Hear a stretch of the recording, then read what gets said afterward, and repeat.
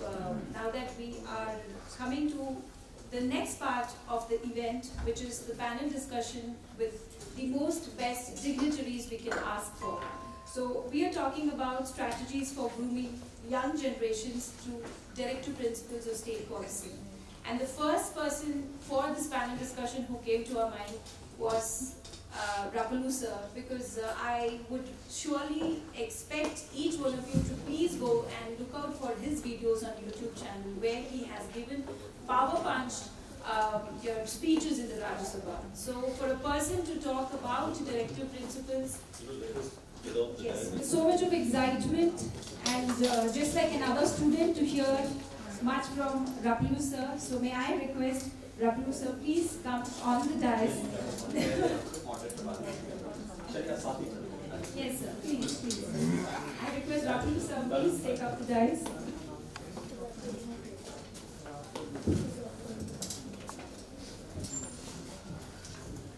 Thank you, Tarun. Thank you so much for joining us. We have Tarun Namgyal with us today. So you people will be noticing legally speaking. So he is the conceptualizer of legally speaking. So we are so glad that we've got a combination of experts. And yes,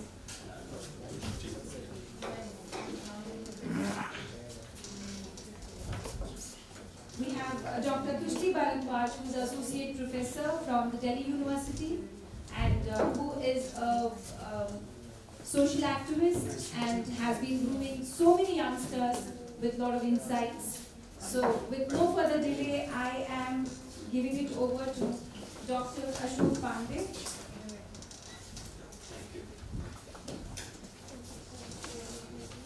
Thank you, Pradarshini. Good morning to all of you. Just settle down. I'm sure you have been listening to a lot of things this morning.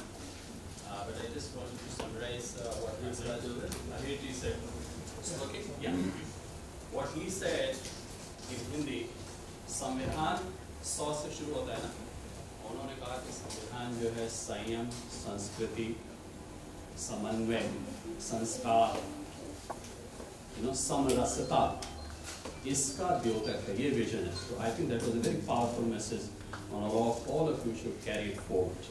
However, in this session, we are going to put a very different perspective to the whole thing, right? Pradarshini was just mentioning that let's not go into the ocean of the Constitution. Let's talk about two things only. The Constitution has got two parts. Constitutional experts will tell it better, but I'm just simplifying it, for the children.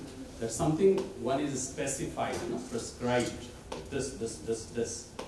But the even more important part is something which is wished, which is implied, which is visionary in the sense. And then we have to take out things from there and make it specified with consensus and with democratic processes. So say for example, Right to Education Act, which all of you know, and many of your peer group will be there. This was the vision that one day country should have a provision where children between 6 to 14 should have it as a right to have free and compulsory education. And this became a reality, a specified reality only in 2010, right? So this is just one example I'm giving you. Anyway, I'm not going to speak much. We have got, Hansrajji also mentioned about generations here. So 3 generations, and the panel also represents that intergenerational structure. And we have 3 very distinguished people from 3 diversities that they come from. And I will first talk about and request him to put up his perspective on how the Constitution, the fundamental rights and duties and directive principles become very relevant for our classroom discussions. Honorable Shri Rapalluji, Vijay Bhashkar Rapalluji, if you want to listen to somebody, I'm sure you would like to listen to somebody who has given his life for social cause, right? And that makes much more sense. So he is a former journalist, he is author, he is crusader, public and civil activist, member of parliament he has been. And I think, sir, you became member of parliament in your 40s. So that also should be noted. Author. Now, what more do you want in a person to listen to him and get convinced about what he wants to say and convey? And therefore, without wasting much of our time, I'll request you, sir, to enlighten all of us with your views on the subject that we have grappled with today. Over to you, Bhaskar sir.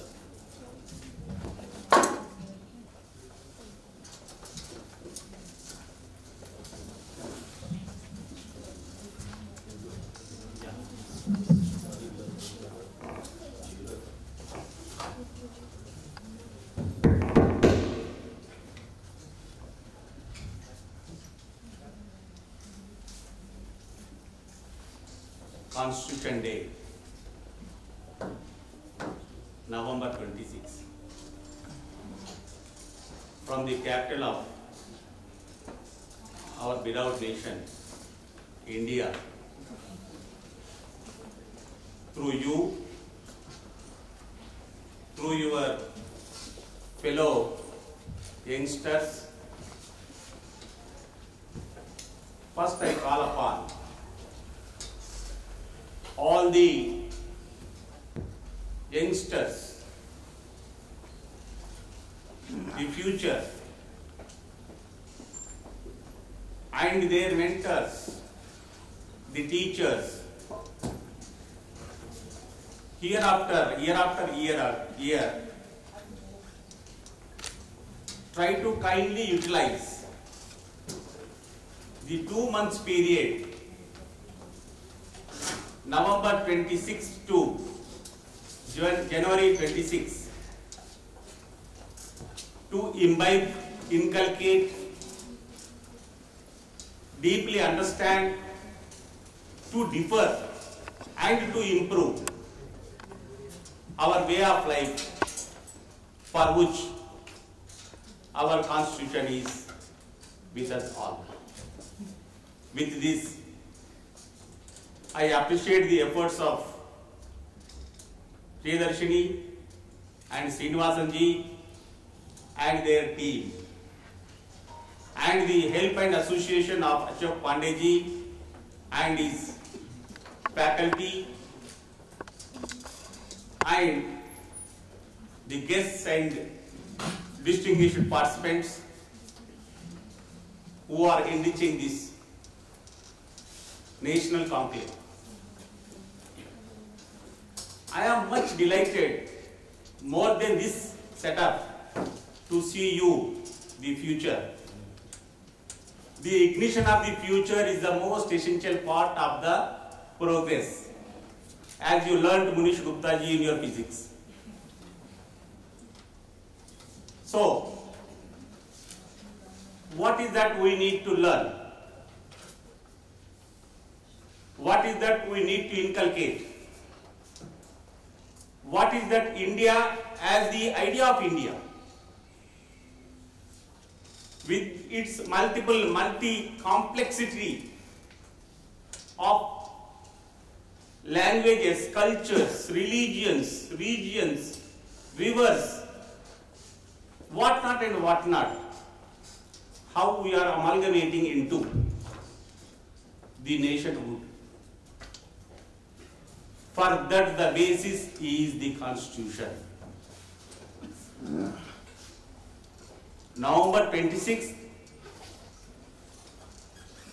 at the time of the adoption of the Indian Constitution, at just 4 kilometers away from here, the Constituent Assembly of India, now it is the place where the Indian Parliament sits and deliberates, legislates. The adoption has been treated initially as a very temporary document. Was it so today? The normal life of any document, in particular the nation's directive principles of the life and the policy making, that is called the Constitution, across the globe is just 20 years. At maximum 22 years. The chairman of the drafting committee of the Constitution, Baba Saheb Dr. B.R. Ambedkar, expected this to be for 40 years. But at this 72nd year of the adoption of the Indian Constitution, our Constitution is gaining the relevance and the sanctity. That's where we need to understand. For that, I just a layman. I am not the student or graduate of your future courses or present courses of law. I am a student of society. I learned from you, I always learn from you. Even today, as I arrived here, how you have sat down for your breakfast and how you are having your time, pleasant time. From there also I learned. If I go on elaborating what I learned from you at the entry itself, it will take much time. For that, let us mind Swadharmo Paramo Dharma. How come this Indian document of Constitution become the Dharma? Why is it guiding the global constitutions? Why it has become a social document for the nation? How it has attained the revolutionary status of its creation and adoption? This we need to go deeper and deeper. Higher Sir was mentioning. Let me also give in my own perspective. The repeal of ill-treated or miscomprehended, misinterpreted or misperceived, but progressively needed latest 3 farm laws by the Union government highlights the life and live situation of the dynamics of Indian democracy. Were the agitators right? Were they forced the government to repeal or not? The exact points at the moment for us to deliberate. But the beauty of the dynamics of Constitution, the democracy, has so greatly reflected. Any government will not have any prestige while in action. It is supposed to deliver to the satisfaction of its masters, the sovereign, that is citizen. That has reflected. There are umpteen number of examples to understand the happenings and the dynamics and the influence of the Constitution on those happenings. What this Indian Constitution has brought in: the equity, equanimity, equality. Whether it has been attained by each and every citizen is different thing, but that has been established to deliver to the last person of the least group. You are the growing generation.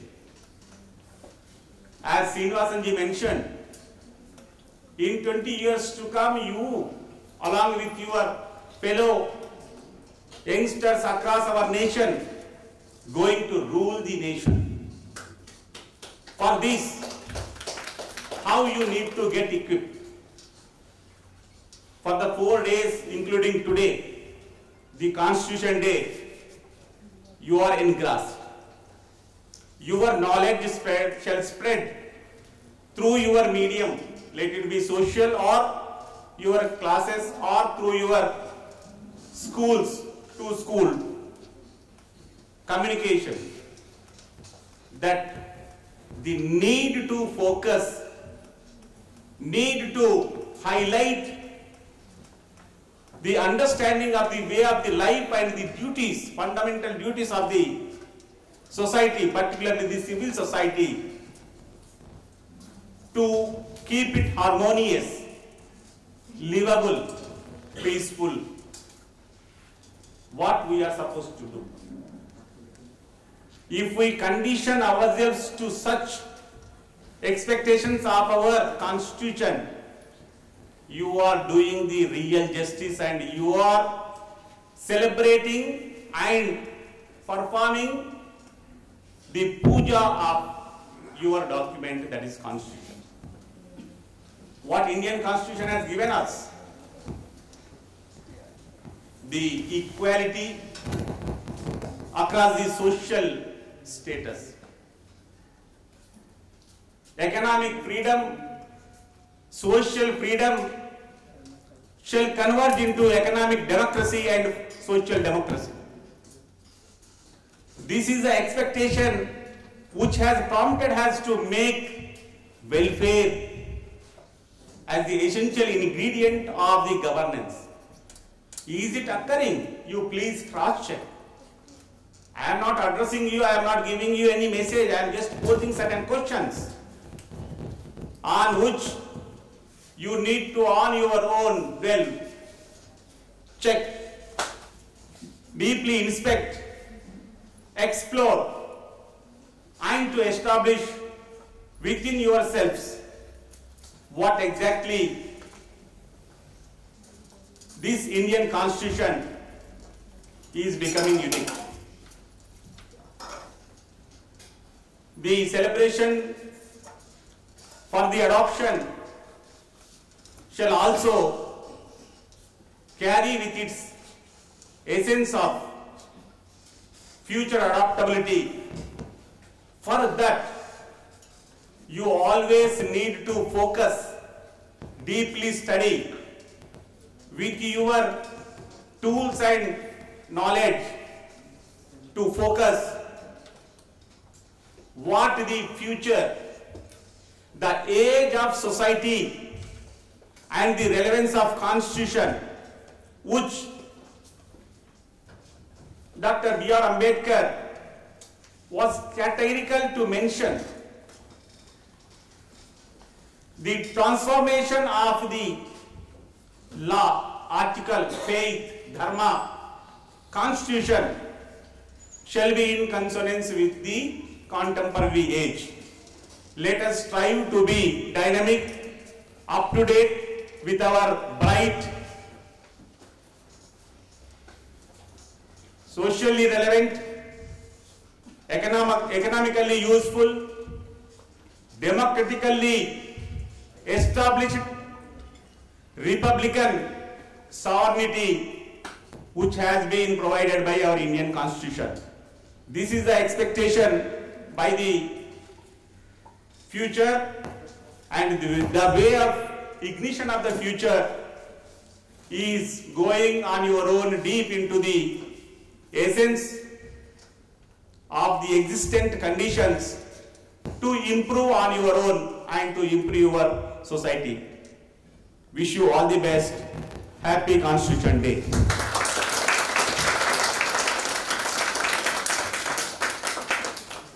Thank you, sir. Thank you very much for your very eloquent. We knew you are a great orator, and none other than Aheji, your colleague. If somebody says that you are a great orator, you are, sir. And the kind of energy that you have infused. Children, you noticed it or not, he complimented you for what he saw in you, and that is the great quality of a very humble, learned person. But sir, I have just learned that you flew in from Hyderabad this morning just to honor your commitment to be here with these children. That itself suggests how committed you are. I'm sure what you have said will continue to echo in the minds and hearts of these young children, all of us, as a matter of fact. So again, now we have the second speaker, the young sitting on my left, and he's also an author, a journalist, crusader, activist. Looks very quiet and suave and simple, but he has the caliber and daring to interview justices of the Supreme Court on TV. How did you do it? I just can't believe, I mean, those people are so inaccessible. And for you as a young, and when you did, you must have been even younger, much younger.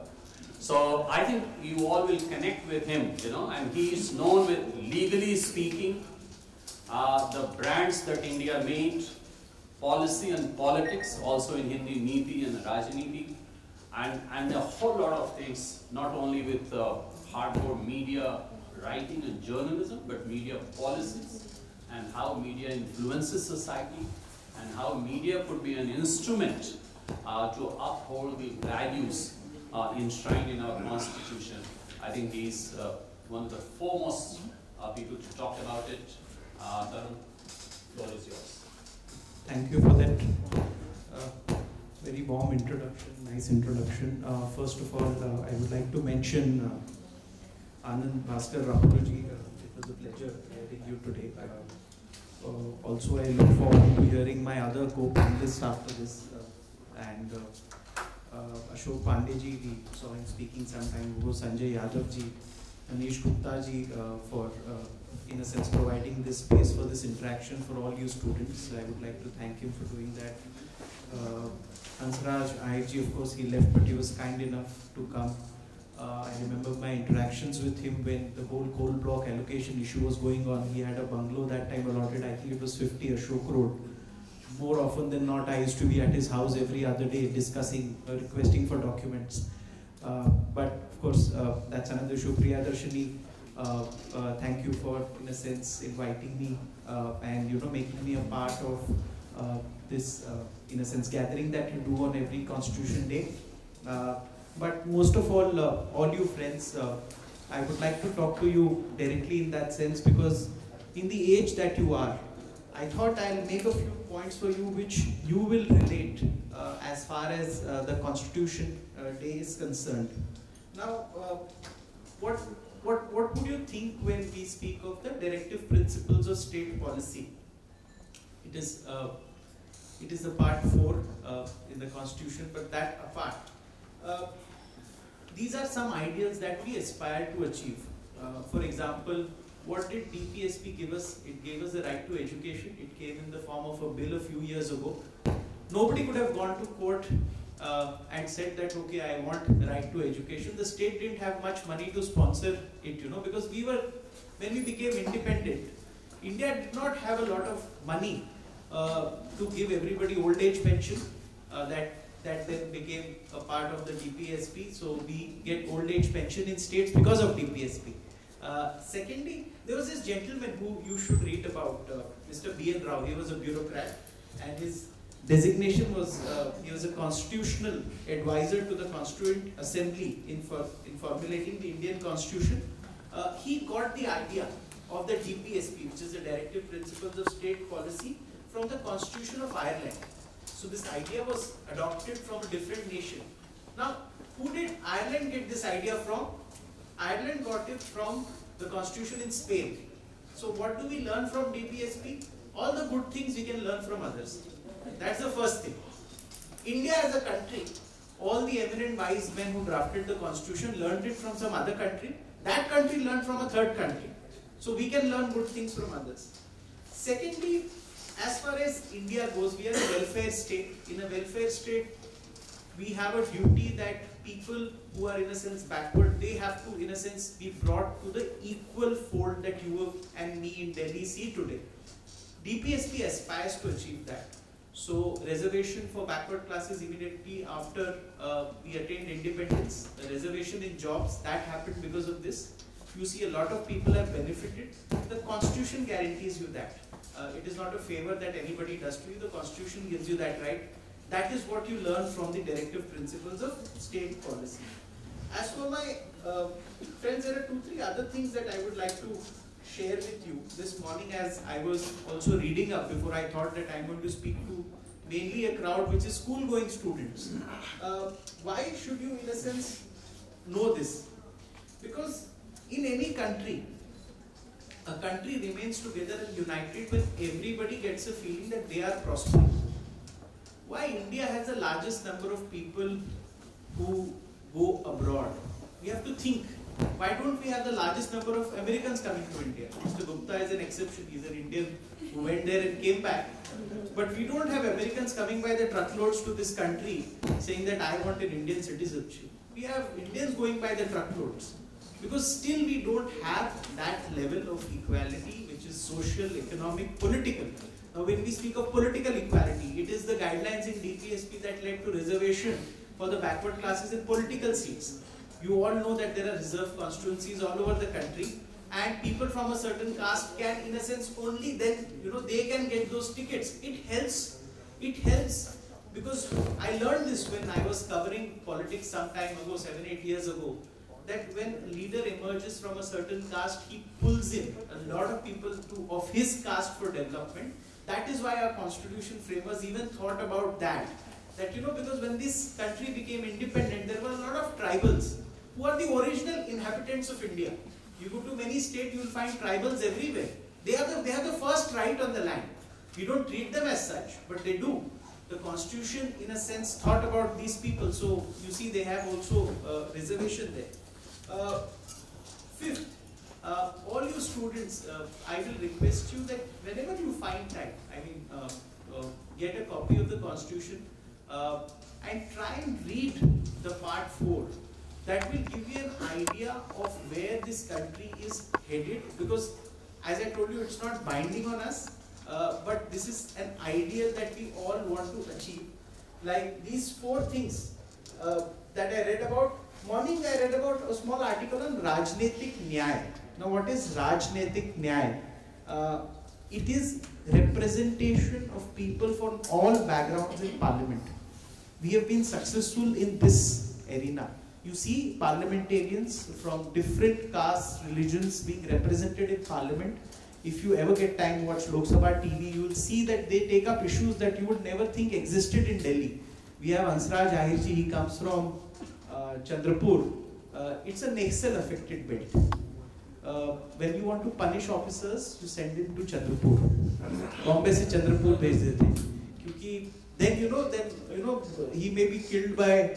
So one officer told me his first experience of working in Chandrapur was, that there used to be lots of fights and people used to die and bodies used to be, in a sense, not cremated or anything. They would lie by the wayside. The police used to contribute money to do the final rites. So this country is a vast country. If you ever get the opportunity, I know of one such benevolent father who sent his kid on a 2-year trip to India by train. He says, go and see all 30 states. You'll become a much wiser man because you'll know the disparities of India. In Delhi, we know about the rights that we enjoy because the Supreme Court is here. Imagine a person from Kerala fighting a case in Supreme Court. For that one hearing, for which you will just come out from your house somewhere nearby and go to Supreme Court, he has to maybe spend a couple of lakhs to just attend that one hearing. Do we need a bench of the Supreme Court in one of the southern states? You have to think about that. That is also what the DPSP teaches us. But that's for some other day. I would like to, in a sense, thank Priyadarshini for inviting me. Again, Mr. Gupta for, in a sense, being large-hearted enough to give this space. I know how important it is to get good venues when you do such gatherings. So it was indeed nice of him. And thank you, all of you, for coming here today this morning. Thank you. Thank you, Tarun. Now I know why you are Tarun Nangia. And you have your way with words. And you have, I am sure, sufficiently instigated the young generation. And I'm sure they will read that part 4 of the Constitution. They will reflect on some of the points that you have raised. And definitely when you come in a leadership position, I am of the firm view that you will be even more ferocious and effective than Tarun Nangia, and you will make a difference in the society. One thing that he said about brain drain, our Prime Minister has found an answer to that. He said it is not brain drain, it is brain gain. And if you, not that I'm countering you, but I'm only giving way to some of you if you want to go to America. And I also defend my friend Monish here, that even if you go to America, your values, you know, your sanskaras, and what you do there, and continue to have that softness for the country, and continue to send a lot of dollars to India, that it still will suffice. But to what essentially you are saying is to leave your country out of frustration. That is not correct, right? And therefore we have to make this place livable, opportunities for everybody, and nobody should feel that Constitution is not serving me right. I think that is the message, and I fully endorse that message. Parliament is representation is almost complete, but one representation has not come, and that is 1/3 representation of the women.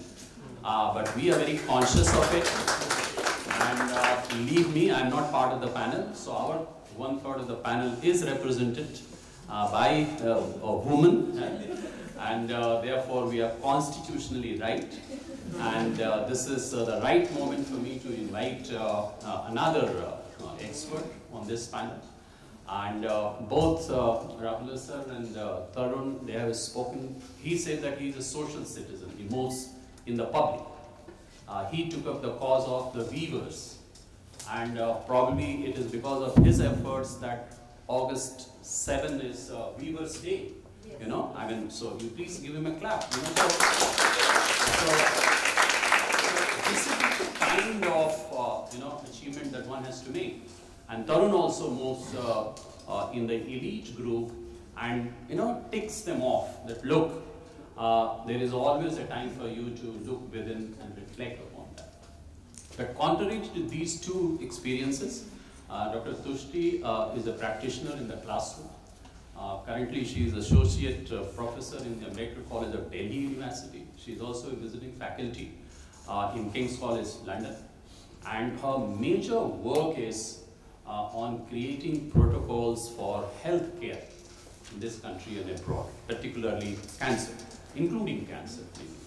And she has written a book on also that, the dynamics and challenges of breast cancer. So how does she look at the Constitution, and how can Constitution serve that aspect, and what kind of discussions we should generate when we are talking with each other? That is something that she will reflect on. So I request Dr. Tushti Bhardwaj to take the floor, ma'am.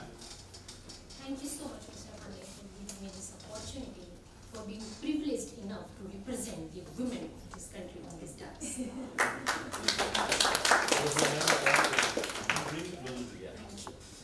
Distinguished guest, my co-panelist, and my young friends in the audience. I begin with wishing all of you, including me, a very happy day of this celebration, that is our Constitution Day. So coming from an educationist perspective and working at the grassroots of the society, that is my profession. I am in the Department of Social Work.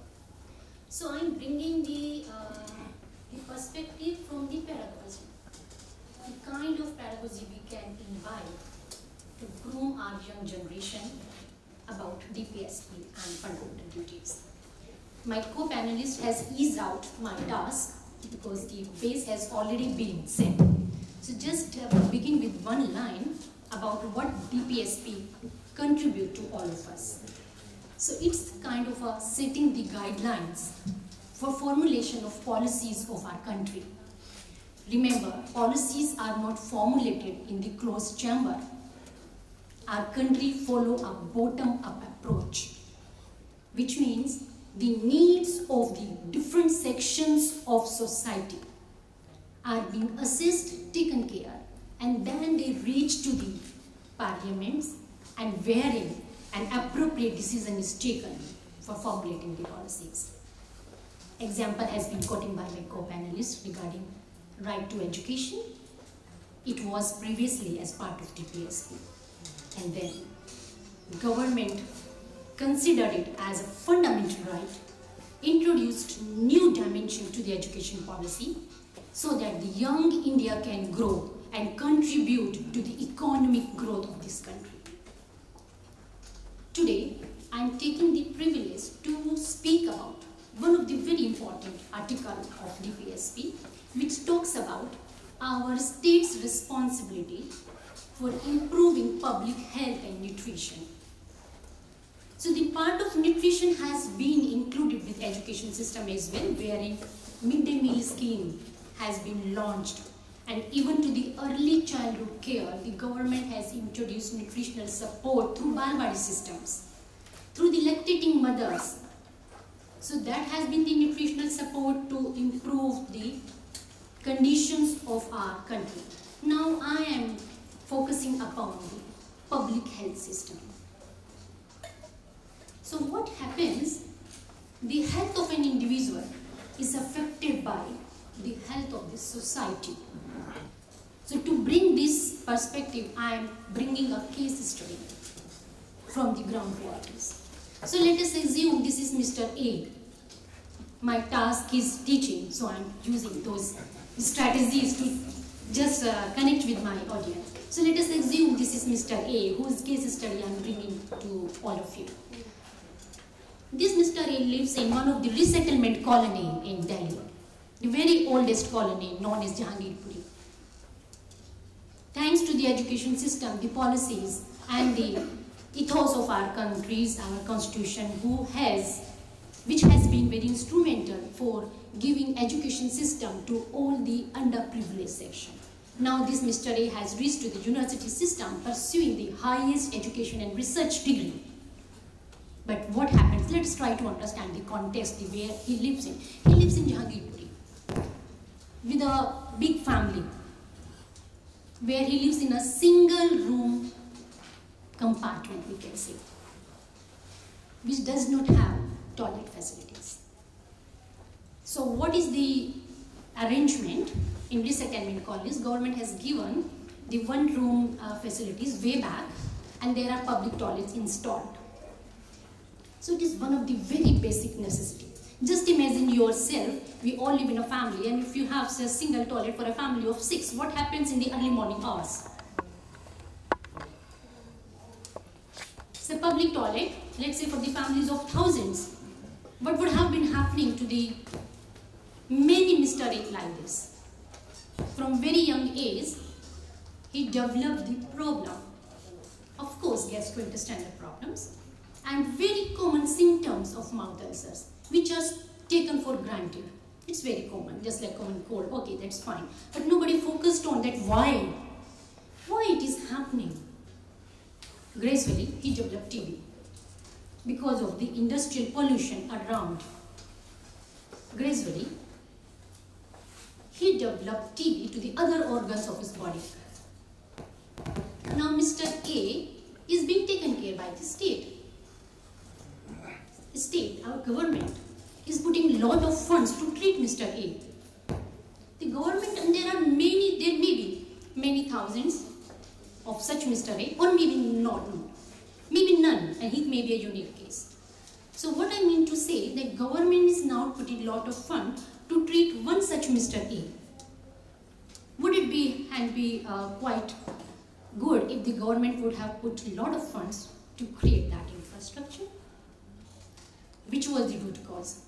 So my purpose of bringing this case study is not raising loopholes. No, it is not my purpose. It is not my purpose to raise fingers. No. My purpose is to develop an insight to the young generation, to take on their own responsibilities, their own duties, to understand what is missing, what is required, and then communicate it through this system of bottom-up approach to the people who have this responsibility, who are representing all of us, to make appropriate policies and appropriate distribution of resources. So I would like to say, we have the Nara saying, Padega India, Tabi to Badega India. Let us also focus on Swasth Bharat, Samrat Bharat. Because if this young generation and the future generations are quite healthy, what will happen? A lot of our resources would be saved on treating them. And that's what is happening in the developed countries like UK and USA. Every person is enrolled with the health system, and they are producing to the economy. They are the world leaders now. We are still in the race. Though we are the one country which can contribute enormous to the economic growth, because we are the youngest population in the world. Youngest and the biggest population in the world. So what I try to say, that this young generation who need to learn what is there in our constitution and bring it to the practical reality and share their responsibility, let us try to have an interface of these students to the society. If in summer break, maybe we can give them such kind of a small assignment. And if you have, let's say, a school have 500 such students studying at secondary and above secondary level, and then if you compile the case study done by these 500 students, it will be an enormous database to back it to the society and to all those who are making the policy. And perhaps then think about it. Do we really need right to health as part of our fundamental right? Should it be included in Article 21, which says right to life? Can we imagine our life without health? Can we imagine an undignified life and saying that right to life is my fundamental right, but the patient and the people are suffering? So over here, I'm not putting my own perspective. I'm leaving the ground to all of you to think about, to develop a debate. Do we really need this situation? And if we need, then what is my responsibility to contribute to the society? So with this, I will close my words because...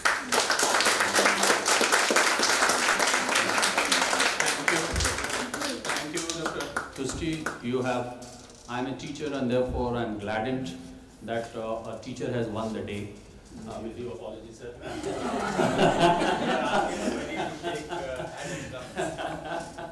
So, you know, what has happened in a way also is a very sensitive, very fundamental, very humane, critical thinking approach to making policy has been brought on the table by Dr. Tusti Bharadwaj. And I think the basic crux of all education is, can we ask the right questions, you know? Can we challenge the status quo, and can we enter into a process of dialogue to change that status quo? I think you have beautifully brought it, ma'am. Congratulations to you and thank you very much. So among the three panelists, I think you have got three very distinct ideas to take away. Each one of them have very clearly articulated as to what exactly is not only the aspirations from the director principals, but also the aspirations from you, the young generation.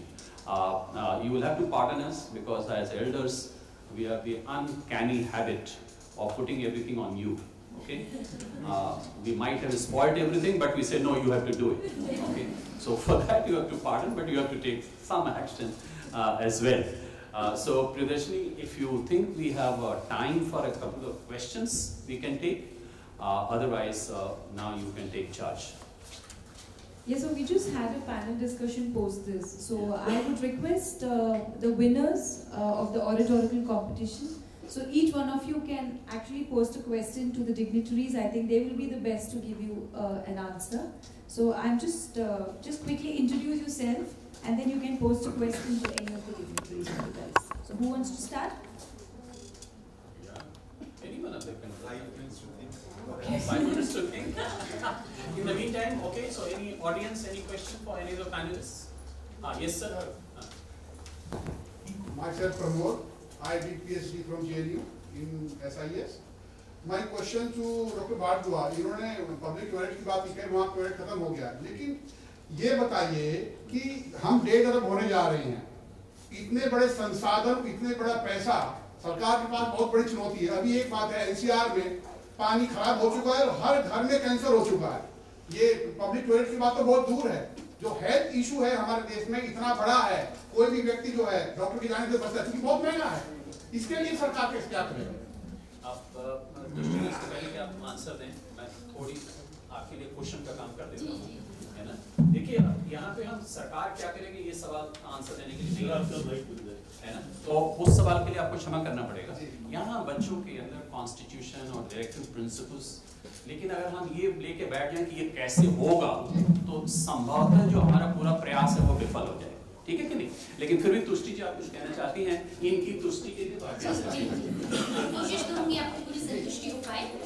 देखिए जहाँ तक government क्या करेगी, आज मैं शायद ये कहने की पोजीशन में हूँ, I am not responsible for the government rice. मैं ये बोलूंगी, मैं एक आम नागरिक हूँ, हम सब मिलके क्या करेंगे? क्या हम सभी मिलके एक्चुअल में सही टैक्स देते हैं? एक बहुत बड़ा क्वेश्चन है, मैं आंसर नहीं चाह रही हूँ आपसे, मैं केवल क्वेश्चंस रेज कर रही हूँ कि क्या ये आंसर्स हम सबको अपने अंदर झांक करके देखने चाहिए। क्या हम सब फ्री फ्रॉम करप्शन है? क्या मेरा देश करप्शन से फ्री हो गया? जब सरकार ने एक पैसा दिया सड़क बनाने के लिए, कितना पैसा चला गया किसी की जेब के अंदर? मैं किसी से सवाल नहीं मांगती, मैं ये चाह रही हूँ आप सब इग्नाइट कीजिए इन क्वेश्चंस पे, तो आंसर हम सबके अंदर मिल जाएंगे। तो वो पैसा जो चाहिए, ये जो हमारी पॉपुलेशन हो गई है आज 1.39, इसको हम जब एक्सप्लोजन हो रहा है, देन व्हाई? जब पॉपुलेशन है तो उसको केयर करने के लिए भी हमारे पास साधन तो होने ही चाहिए। क्यों ये मैंडेटरी नहीं है कि रूरल एरिया में कमाने वाला हर एक किसान टैक्स देगा? क्यों ये मैंडेटरी नहीं है? तो बहुत सारे क्वेश्चंस हैं ऐसे। मैं अपना पर्सपेक्टिव बता रही हूँ, आपका पर्सपेक्टिव मेरे पर्सपेक्टिव से डिफरेंट हो सकता है, एंड आई रेस्पेक्ट दैट, क्योंकि हम लोगों की जब सोच एक साथ मिलकर के हम डिफरेंट पहलुओं पे जब बातचीत करेंगे, जो हेल्दी चर्चा कहलाती है, तभी शायद हम इन सब सवालों का जवाब ले पाएंगे। और हमारे देश ने बहुत सारी सफलता तो ली है, और आई एम क्वाइट होपफुल कि ऐसी सफलता भी जल्दी आएगी। Thank you, thank you. Now you have to ask your questions very quickly. Yes. To begin. Those 5 students first, please. Good afternoon, sir. Simran. I believe that when the country gives us so much, then it automatically becomes our prime duty and responsibility to always put it first. But I think there are two sets of people in India. The one set is the one who thinks that serving the nation is a series of another set of responsibility, while the other one is who feel that we should work on ourselves and it will automatically lead to the development of the nation. So which way should we focus on? Which way should it be? Sir, would you like to answer? Yes. Very bright question. Your second choice is the right answer. Okay, thank you, sir. Next question, yes? Okay, fine. Yeah. I hope I'm audible. Oh, more than. So it's a question to all the panelists here. Actually, two questions. But the first one is that since the past 2 days I've been noticing, and I regard this as my fault as well, that all of us have been talking about ideals. DPSP is in a sense an ideal, right? But we never talk about how to achieve this ideal. This is one question, that how do we actually go about achieving it? And secondly, I think more than a population, we have movements and drives going about for justice for this, justice for that. But I personally feel that these drives and these movements never reach the right target audience. Why I say this? For example, I was just 2 months ago, I was in Bastar where my father's posted, and I was in this village called Parchanpal, and people came there for a vaccination. Now they were ransacked and their van was made to go away because people threw lathis at them. So I fail to understand that we talk about vaccination in Delhi where everyone's getting vaccinated, but why not where it's actually needed? Alright, I think Tarun will throw some light on that. Thank you. See, you've asked a good question when you said about we speak of ideals, but what have we achieved? I'll tell you how achievement happens in unseen ways. We don't see it, but achievement is happening. if you go to a railway station, my driver had to go to his village in Punjab.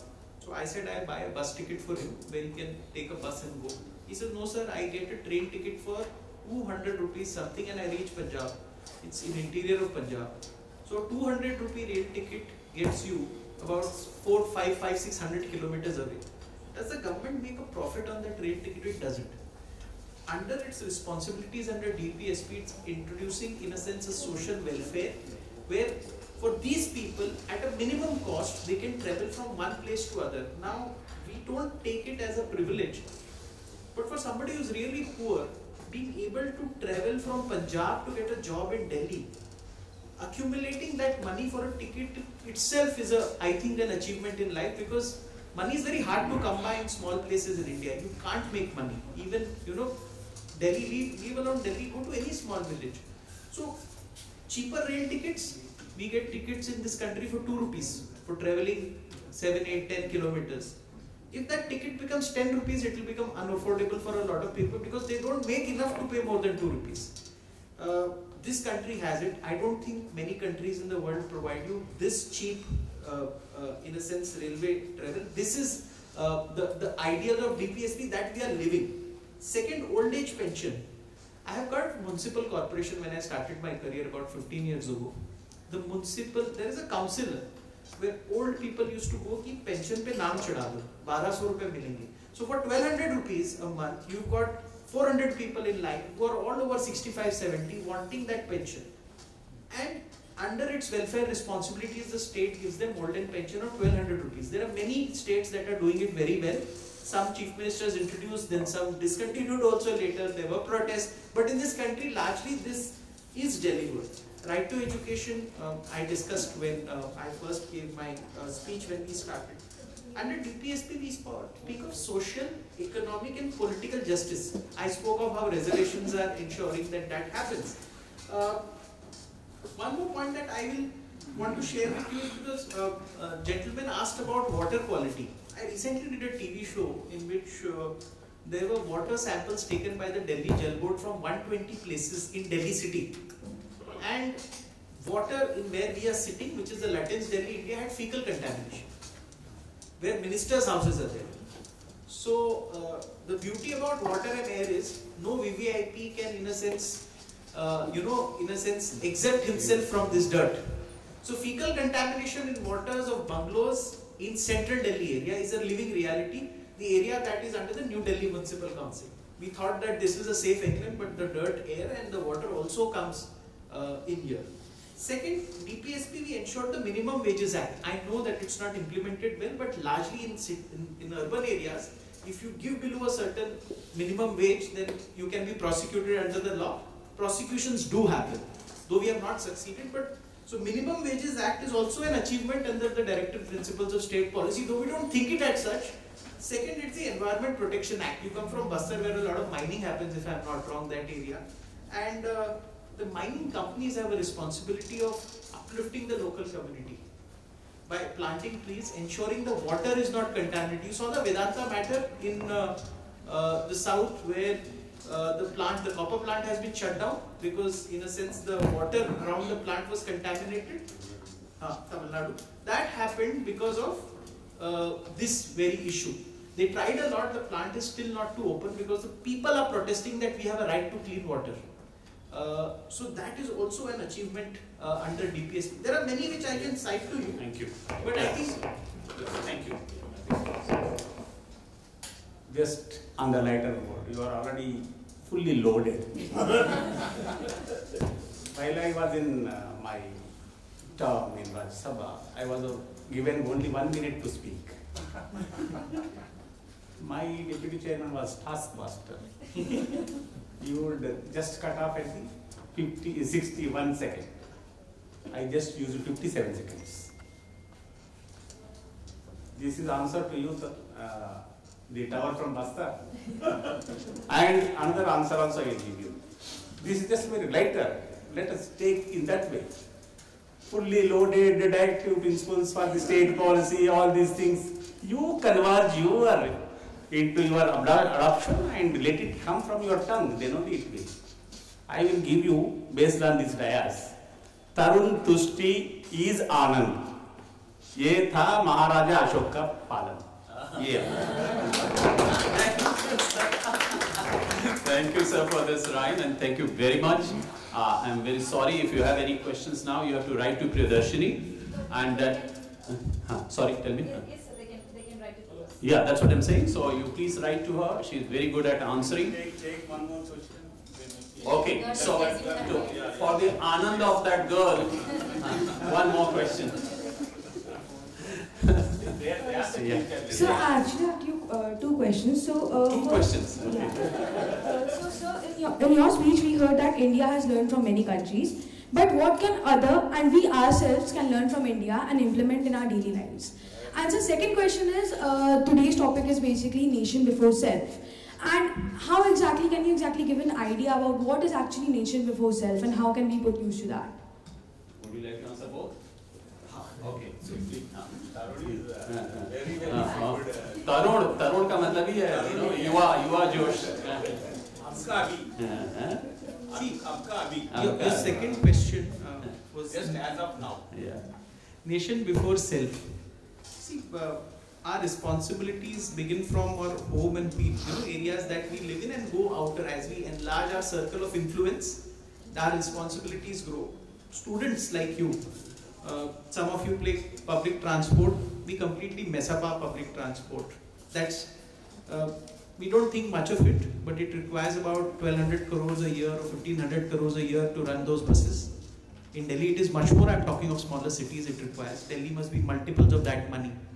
That's your basic responsibility, ensuring the state resources are not stolen, misused. If you I travel by the Barapulla every day. I see people stealing the steel pipes which are around the Barapulla. They sell it maybe. Even if you tell the local authorities, they keep on stealing it. So we are actually stealing what the state creates for us. So I mean, you ask this question, what can I do? So individual can first start utilizing this, what the state gives you in an efficient manner. Second, what you can do. There are about 55, 56 schemes, maybe more schemes of the state which are applicable to a lot of people from the lower classes of society who are economically backward. If you can read up those schemes, everything is available on the internet, and ensure that is available to your less advantaged or disadvantaged people. That will be an achievement for you in your life. 4 or 5 schemes you can look up, ask the people, or ask some bureaucrat. He will be more than happy to help you. That what schemes are available. Everything from insurance to health facilities now under the National Health Scheme, which is the Prime Minister's Health Scheme, is available. That is also there. This is your second question. Answer to your second question. What was your first? I forgot. So my first question was. What can we learn from India? Yeah, please. Okay. So Beta, I'm taking you back to 1980s when perhaps you were not born. पूरे world में health को manage करने के लिए professionals हैं, outside professionals ही manage करेंगे. अब India में तो उतना एजुकेशन 1980s में था नहीं. I am specially talking about the field of cancer.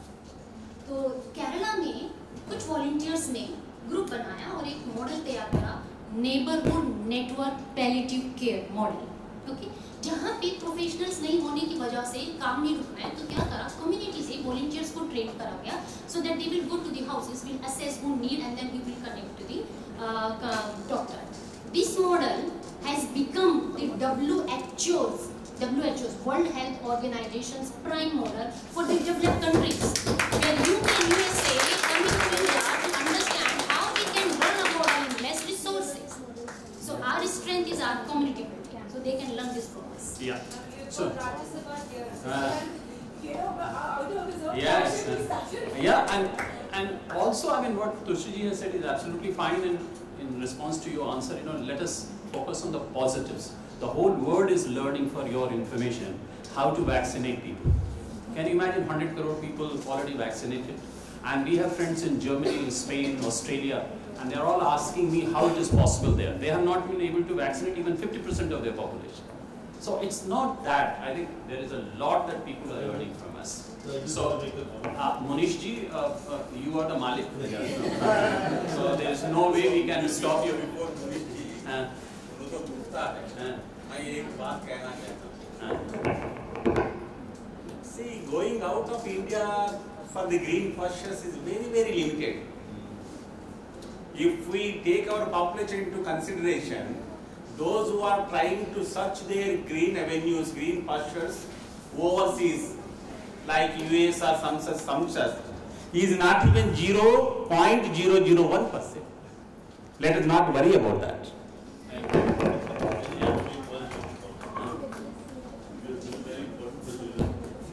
You know, all of you, from the questions that you fielded today, I think one important takeaway from today, what can you do? And let me tell you, wherever I've gone in the world, I've learned one lesson. The only way a country can achieve progress and prosperity, and it has to do with economy. You can make all the ideas and principles and ye or wo kahani, doesn't work. But she said something very right. Even to get rid of corruption, each one of us must become a taxpayer. If we don't pay taxes, you cannot expect progress and prosperity of any kind. Today I can send my son to a public school, not a private school in America, because I pay tax. That 9% or 12% of tax based on county and city in the country goes to the school system, to the sewage system, to the water system, to the electric system, to the environment system. And it's very, very important. India does not believe in paying taxes. I'm very hurt, and I'm very proud of India. I'm very proud of India. I told Americans 30 years ago that one day you will sit down, or you'll actually sit on bended knees before India to say, you are the big guy in Indo-Pacific at least, and it has happened. 30 years later, it has happened. But the important thing we must learn is that corruption can only go away, not by preaching and teaching lessons and making laws. Give taxes. Make your country empowered. Each one of you, tell everybody to pay taxes. Thank you, sir. Thank you very much. Now, only one question will go to a teacher, because teachers are not asked. Okay, so please ask a very brief question. No comment, no tippani. No comment, sir. What Shri Tarunji said and Dr. Tushti said was a wonderful idea on health and having a bench of Supreme Court. So it's regarding the same. Do you think that it's time, because the parliamentarians are here, the educationists are here, lawyers are there, that we start thinking that shall we start a debate in the parliament to make directive principles justiciable, more justiciable in that sense, because what we teach to students is that they are non-justiciable. I'll tell you what. With that, you please also add that Dini thought to ask that question. Add that. Because Dr. Tushti's, Dr. Tushti's idea was wonderful of health. Yeah. One girl was raising hand. Yeah, before you. Yes. Just quickly your question, madam. Sir, I was asking that in a country we have this system of voting that is more than 50%. If one person gets vote, he is elected. So, sir, what about the remaining minority? Doesn't their thinking matter? So that I think Anandji will answer your question, and then you can answer. Future lies on the expectations that will happen. When Mr. Rao had first discussed this idea in the Constitution Assembly debates then, why we kept it non-justiciable is only for one reason. India does not have money. Our state does not have resources so that we can provide for our population. I'll give you an example. When I was doing the biography of Dr. Abhishek Manu Singhi, he's a third-time sitting member of Parliament and a lawyer. His first child was born in the UK when he was studying at Oxford. He was doing his PhD in emergency powers. The NHS did it free of cost completely. The NHS in UK is one of the best in the world in health facilities. Because the UK has enough money to provide for all its people free health care. India does not. So if you make it justiciable, even if you go in the courts, the government will simply say we have no money. So that is why DPSP is an ideal to aspire for. We are, I think, walking into that journey. But I think unless we are a $2,500 per capita earning country, China is 12,000, US is about 48,000. There are countries like Singapore which is about $60,000 per capita. So we are a poor country. We should always remember that. Some people move in big cars, have big houses. That doesn't mean we have become rich. We're still a poor country. Thank you. So Anandji's last word. Tarun is telling that ours is poor. No. We are always emerging. We almost emerged. but ours is a very huge population. He is mentioning about Singapore. It is not even half of one big city in India. And several nations, all put together, we, the India, we are making big strides. Nothing to worry about. But let us be attentive to ourselves. Then only it is something. God bless. I think this is the final word, and nothing could have been a better positive note to this discussion. Thank you very much. You please take over and relieve us.